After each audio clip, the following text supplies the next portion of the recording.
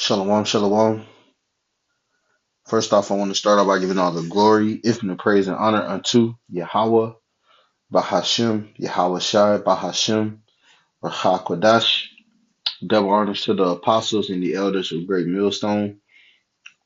Peace, love, and salutation to the hopeful elect that is out there pushing this truth in all sincerity throughout the four corners of the earth, giving diligence to make your calling and election sure. Shalom. This is your brother Hashah from the Great Millstone Savannah Camp, coming back in the spirit with another lesson. Lord willing, I pray and hope that it is edifying and exhorting. All right. And I wanted to, I was prompted in the spirit yesterday to kind of go into, Solomon's writings. All right. And it just so happened that I was watching, just watching the video today. And then, right after that, a video popped up of Ecclesiastes. It's basically just the scriptures, just reading the scriptures, and I was listening to it, on my lunch break. And just kind of listening to uh this chapter, it made me think about um, King Solomon, which we'll go into it, how he was basically going into that all was vanity and vexation. All right. And the one thing that he couldn't really get over in this chapter 2 of Ecclesiastes was death. All right. And that was kind of the reason he was kind of complaining. Um, So I want to get into it, and then I'll tie it into how Yahushua defeated death. That was um his mission. All right, that was a part of his mission was to defeat death and that reincarnation. Okay, so this is Ecclesiastes 2 and verse 1. And I'm probably gonna read all the way down to 26. So just bear with me. We gonna get through it. Ecclesiastes 2 and verse 1. It says, I said in my heart, go to now, I will prove thee with mirth, therefore enjoy pleasure, and behold, this is vanity. All right. So King Solomon was basically saying that you know, he was basically giving himself to know these things, to know mirth, okay, to know pleasure, okay, you know, and he said what? That it was vanity. It was basically matter of fact, let's get that word vanity, okay? Because to be vain, it means it says that which is vain, futile or worthless, right? To be worthless. It says a lack of resolve, emptiness, aimlessness, all right, vainglory, foolish, foolish pride, okay? Empty or void, fruitless, idle, all right? So he was saying that mirth, all right, and pleasure, all right, they were all um vanity, right? It says, verse 2, I said of laughter, it is mad. I said of mirth, what doeth it? I sought in my heart, meaning his mind, to give myself unto wine, yet acquainting my heart with wisdom. Okay, so he was basically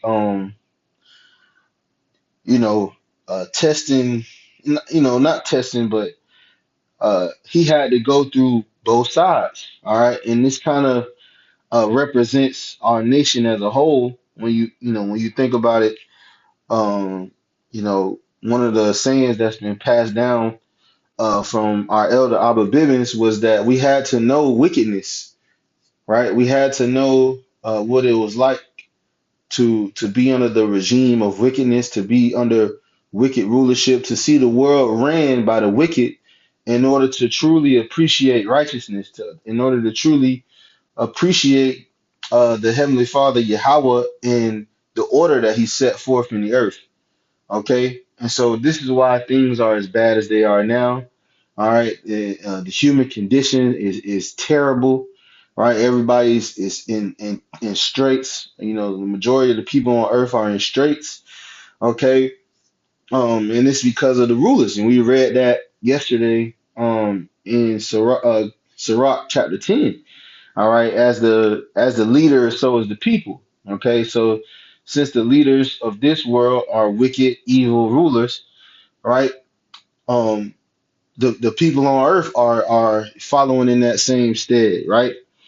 So Solomon was saying he knew he was basically testing the waters on some of these things, right? On wine, basically philosophies, different things, right? That he was giving himself over to, all right, to know them, through learning, or whether that be indulging in it, all right. Um, but he said what he also was acquainting himself with wisdom on the flip side, right? It says, and to lay hold on folly till I might see what was that good for the son of Salakia, that I might see what was that good for the sons of men, which they should do under the heaven all the days of their life. So he's basically trying to see like what should we be doing, all right? And eventually he came to the conclusion, right? That matter of fact, I want to get it, which is beautiful. Um, Let us hear the conclusion of the matter, right? Uh, I don't think I spelled that right. Let's see. Yep, Ecclesiastes. So in Ecclesiastes 12, he ended up coming to a conclusion. It says, "Let us hear the conclusion of the whole matter. Fear God, keep His commandments, for this is the whole duty of man." So he was trying to see, you know, what the purpose, what was a man's purpose. So you got a lot of people, they always saying, what is the purpose of life? That's a question that's commonly asked, not as much these days because people think that, chasing money and chasing, the American life is the way, but it ends up being what? Vanity, like he said. Um, so eventually he came to a conclusion, but in order for him to get to that conclusion, all right, he had to go through something. He had to go through griefs and sorrows, and this is what we're about to read. Okay, um, verse 4, it says, I made me great works, I builded me houses, I planted me vineyards, I made me gardens and orchards, I planted trees in them, and all kinds of fruits. I made me pools of water to water therewith the wood that bringeth forth fruit. I got me servants and maidens, and had servants born in my house. Also, I had great possessions of great and small cattle above all that were in Jerusalem before me, right? Because he was a king, all right? So he's saying, I did all these things, with his rulership, all right? And with the knowledge and wisdom that Yahweh Shem Yahushua gave him, he basically did his heart's desire, okay? And this is what is going to be afforded to the elect, because we have went through this fire. We're going to go through this, we're going through this trial that he's going through right now, okay? And we're judging these things and seeing, okay, we're and coming to the same conclusion, right? That Solomon went through, okay? And ultimately, we're gonna have our chance to overcome death the same way Yahweh Shah did, man. So everything in the scriptures is full circle, and that's really what he was alluding to. Not alluding to, he was basically saying it all throughout Ecclesiastes. He said all is vanity and vexation, right? Uh, just I'm gonna keep going, Salakia. All right, I don't want to jump ahead. It says, I gathered me also silver and gold, and the peculiar treasure of kings and of provinces. I got me men singers and women singers, and the delights of the Son of Men as musical instruments, and that all of sorts. So I was great and increased more than all that was before me in Jerusalem. Also, my wisdom retain with me. So the Lord helped him keep the wisdom, right?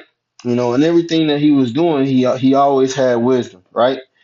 It says, "And whatsoever my eyes desired, I kept not from them." Okay, so he basically whatever he wanted, he got, right? I withheld not my heart from any joy, and that's actually a commandment, all right, that you're not supposed to, you're supposed to have joy. You're supposed to enjoy creation, enjoy life. Life was meant to be enjoyed. The earth was meant to be inhabited. All right, but like we said, because of uh the management, the rulership of this place, men are in straits. They're in dire situations. It says, "From my heart rejoiced in all my labor." Right? And this is how you're supposed to live, right? It says, "And this is my portion of all my labor. Then I looked on all the works of my hands that my hands had wrought, and on the labor that I had to do. I had labor to do, and behold, all was vanity and vexation of spirit." So even everything that he set his hands forth to do, to bring forth, to create, which is, it's a beautiful part of life, right? Making things, creating things, building a house, building the kingdom, all these things are beautiful, and they're meant to be enjoyed. They're meant to, they were created for the enjoyment of men, all right? But he was saying that it was what? Vanity and vexation. Okay, it says, "And there was no profit under the sun." Okay, because what? The looming thing over this chapter is death. When you keep reading, it says, "And I turned myself to behold wisdom and madness and folly. For what can the man do that cometh after the king? Even that which have been already done." Right? So there's nothing new. Right? There was nothing after he had done everything that he wanted to do. There was nothing new that he could do. You know. And he was saying, who's gonna come after me? And ultimately he was the pinnacle. He was the peak for our nation. Right? His 40 years marked the pinnacle and the peak of our nation. And and he basically knew that. Okay, with the wisdom that he retained, he knew that he was gonna be uh ultimately put, his nation and him was going to be put into captivity. So when he came back as Yahushua under the Romans, right, he knew exactly what had happened. Okay, because these things were spoken of in before, right? All in Deuteronomy. Okay, the curses. He knew that these curses were going to be upon us, right? Um, and he knew it through the folly that was in the world, right? It says, "The wise man's eyes are in his head, but the fool walketh in darkness." And I myself perceive also that one event happeneth to them all. You see? And what was that one event? Salakia. Verse 13, it says, "Then I saw that wisdom excelled folly as far as light excelled darkness." So he was saying, he was basically weighing the two in the balance, right? He was seeing how the folly profited and it didn't, right? But he also seen how the wisdom that he had gathered, and the wisdom that Yahweh Shem Shah had given him, right? Because basically, he didn't really gather it. The Lord gave it to him, okay? Um, and he seen that like you say, he weighed it in the balance, and he said wisdom excelled folly, right? And he was, basically leaving the blueprint behind, right? He's letting you know that the wisdom, knowledge, and understanding of the scriptures, everything that we learn in this truth is what's gonna excel, right? And it's what's gonna profit us in our time. All right, but everything else is basically worthless. All right, and he said, what the thing that he really was tight about is death. Right, he was saying that death happens to the wise and it happens to the foolish. Right, he knew that. Right, he knew that. Eventually he would die as Solomon and go back to the ground. All right, and all that he left, even his kingdoms, right, which was built by David, that house, right, it was basically destroyed. All right, none of the kings after him really kept the law, statutes, and commandments. They didn't take heed to the wisdom. Okay, um, so basically the kingdom was rent. Um, verse 15, it says, then said I in my heart, as it happeneth to the fool, so happeneth even to me. And why was I then more wise? He was saying that even the wisdom that he was getting, eventually he would just die with it. You know, it says, then I said in my heart that this also is vanity. So this is the wisest man in the world. You got to think about it, okay? And it makes sense that he came back as Yahushua to truly defeat these thoughts that he was having, to truly defeat what was looming and what was making everything that really the Lord gave him and blessed him with, made it poor, made it terrible. All right, and remember, this is he basically had a godlike power. Okay, to be the wisest man on the earth, that's a godlike power.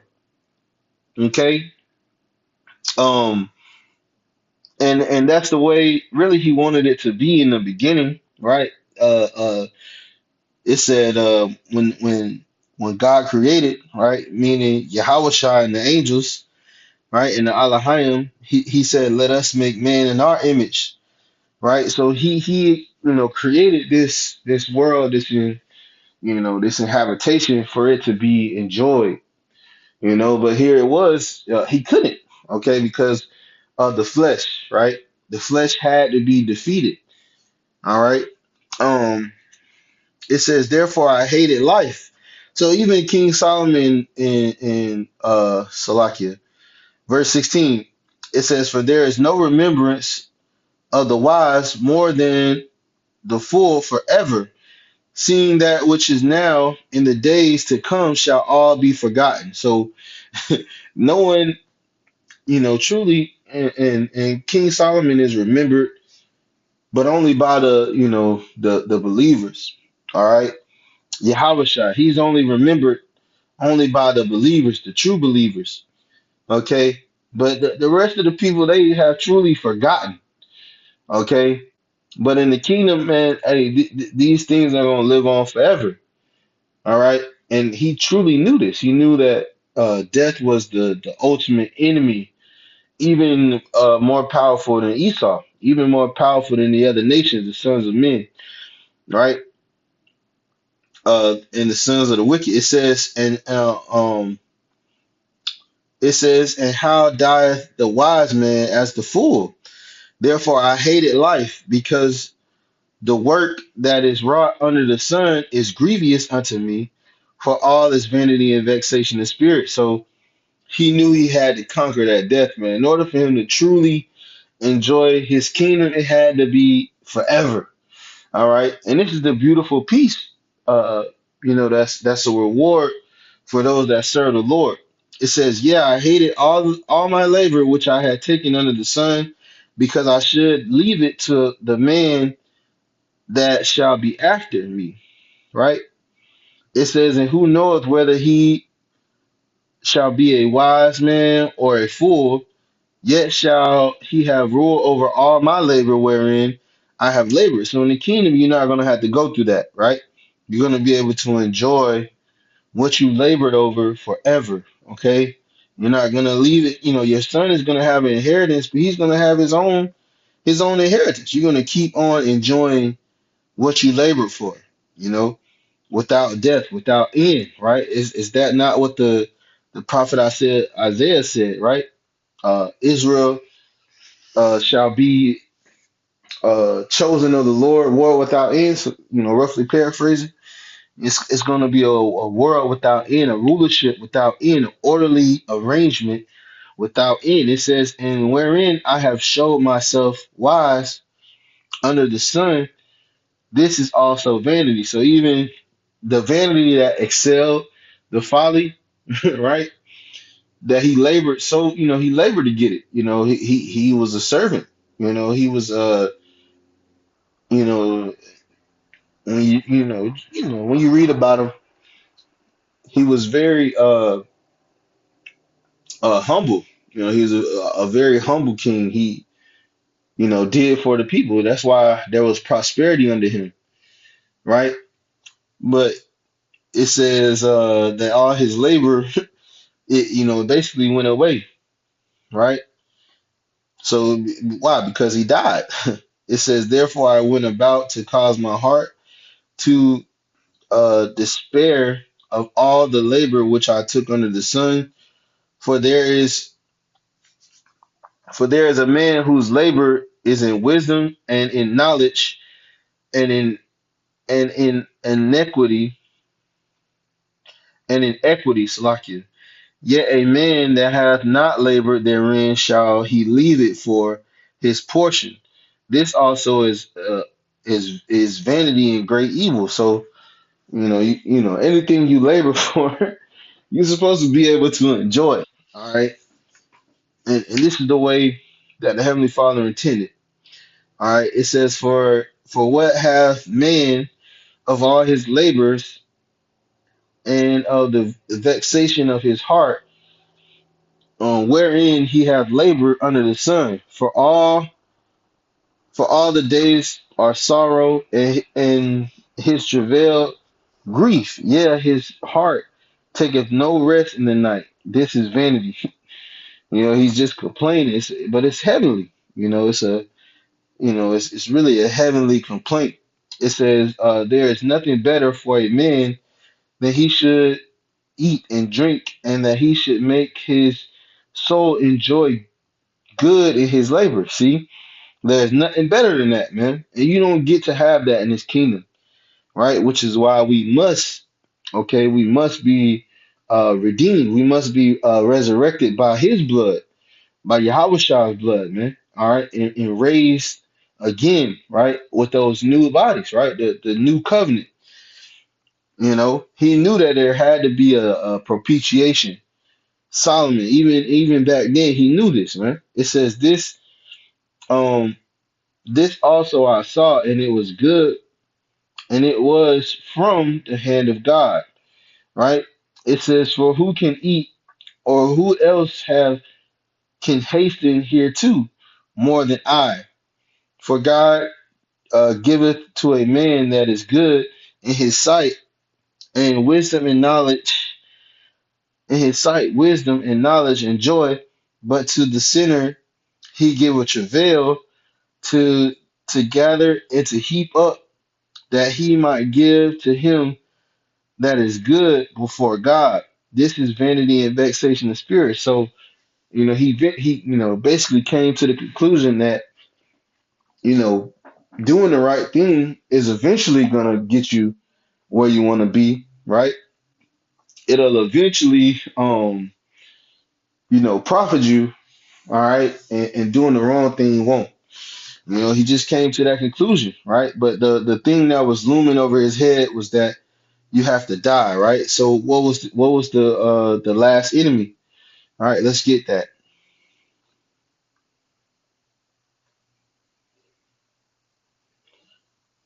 right? One of my favorite precept, man.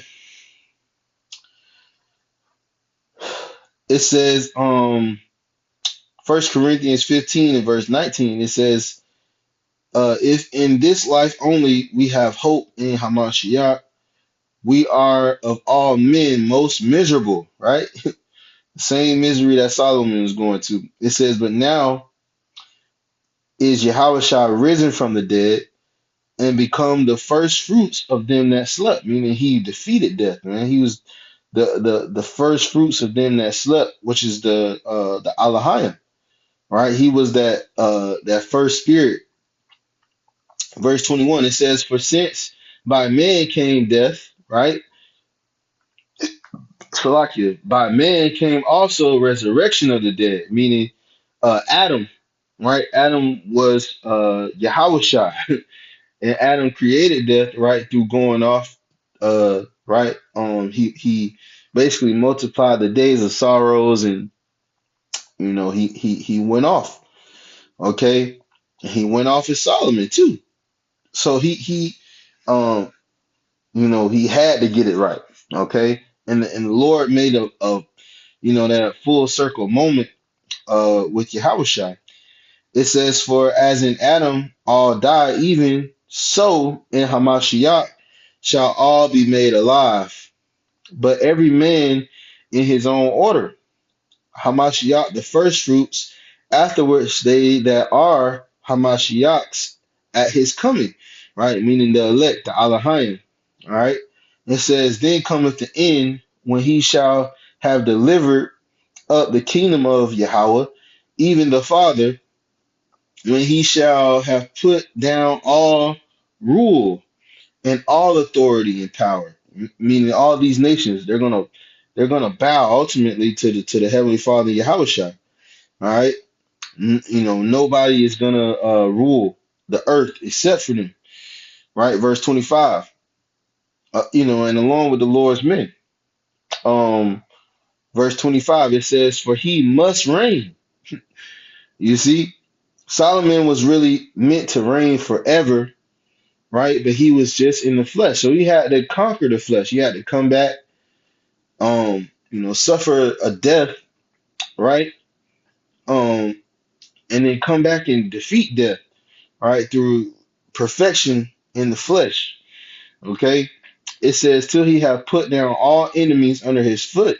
The last enemy that shall be destroyed is death, right? And if it wasn't for that sacrifice, that would have never happened. It had to happen, man. It had to take place.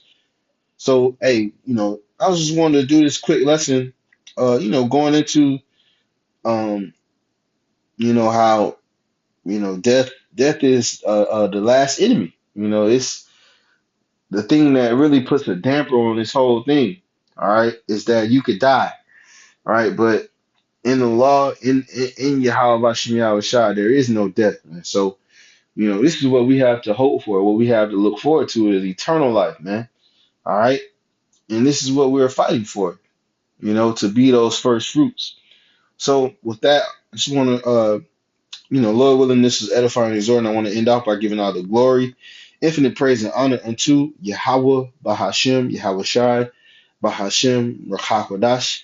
Double honors to the apostles and the elders of Great Millstone, and peace, love, and salutation to the hopeful elect that is out there pushing this truth in all sincerity throughout the four corners of the earth, giving diligence to make your calling of election sure. Shalom.